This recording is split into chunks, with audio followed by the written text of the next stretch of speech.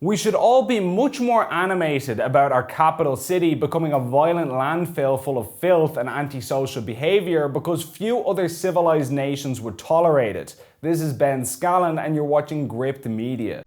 Before we start the video, if you want to support Gript and our work, make sure to click like, subscribe and comment even if you have nothing to say. Just tell us your worst experience in Dublin or something. Because by liking and commenting and sharing, the channel gets boosted in the algorithm and is seen by more people. So if you want to see this channel grow, just take 2 seconds right now to like, comment and do your part to support independent journalism. And with that said, on to the video.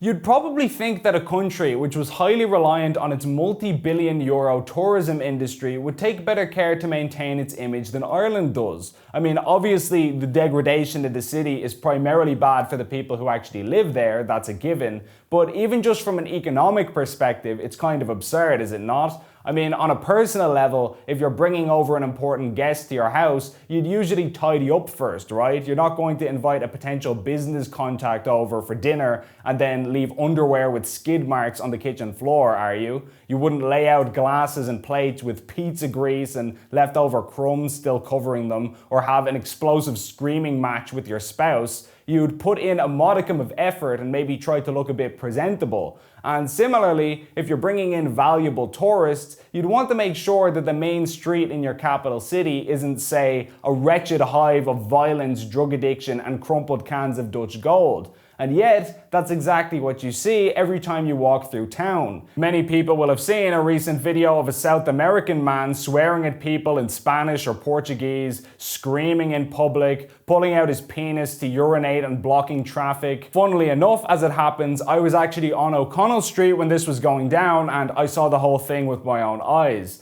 Before that, you may have seen the Twitter account Dubs Life shared another video of O'Connell Street, which has since gone viral for all the wrong reasons, amassing over 142,000 views. Astutely captioned, "O'Connell Street is some kip," the video features 2 louts in tracksuits attacking a Chinese restaurant and screaming about how they're going to come back with a shotgun to shoot the owner, his wife and his children. It's filled with expletives, of course, and this is all in broad daylight, mind you.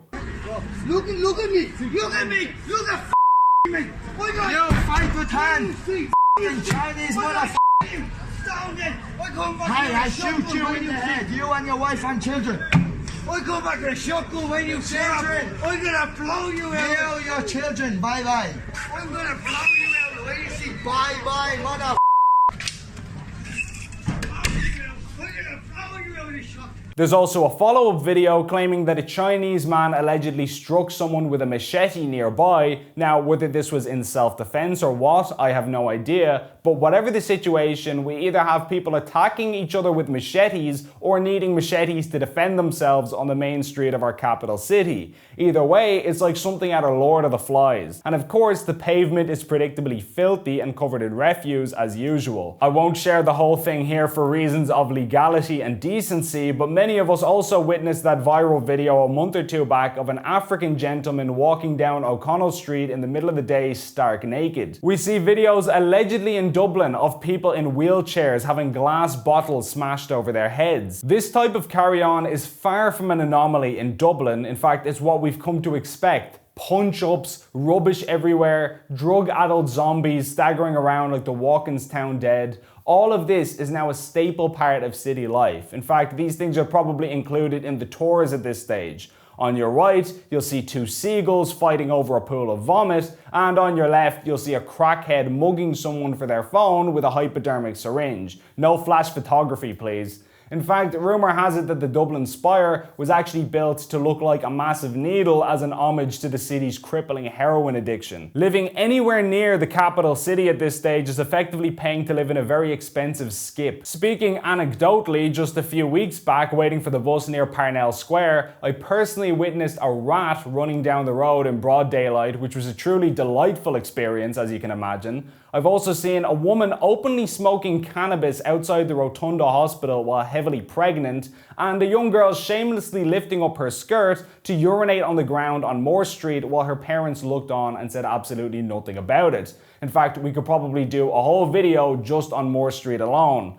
The best one of all was probably when I was sitting outside a nice restaurant for an anniversary dinner with my then fiance, now wife, and it was just a 2-minute walk from Dame Street near Trinity College, so smack dab in the middle of the city, and across the street, two hooligans began fighting, with one of them picking up and throwing a bin bag full of garbage at the other in a drunken and uncoordinated fashion. It ended up almost going near the table, which really added to the ambience and vibe of the evening, I must admit. And this is what you'd pay an arm and a leg for in rent or house prices, by the way, to be at ground zero of civilizational decay. Fine Gael TD Kieran Cannon recently admitted what a dump the place has become, saying that Dublin is a dangerous place where you feel deeply concerned about your personal safety.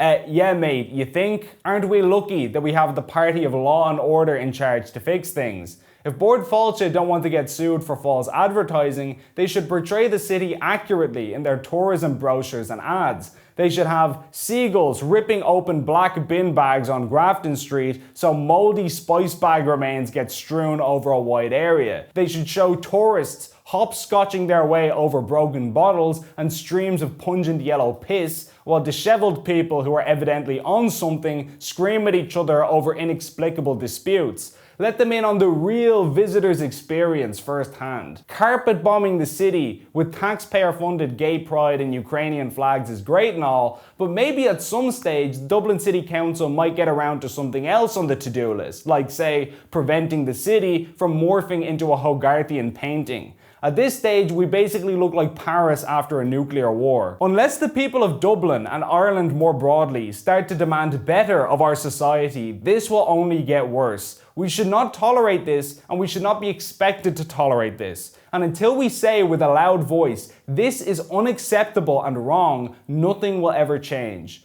Please like and share this video, and if you enjoyed it, please consider signing up for a monthly donation via the link on screen to help us produce more content like this. Alternative media like Gript needs all the assistance it can get, and every donation goes a long way. As always, thanks for watching.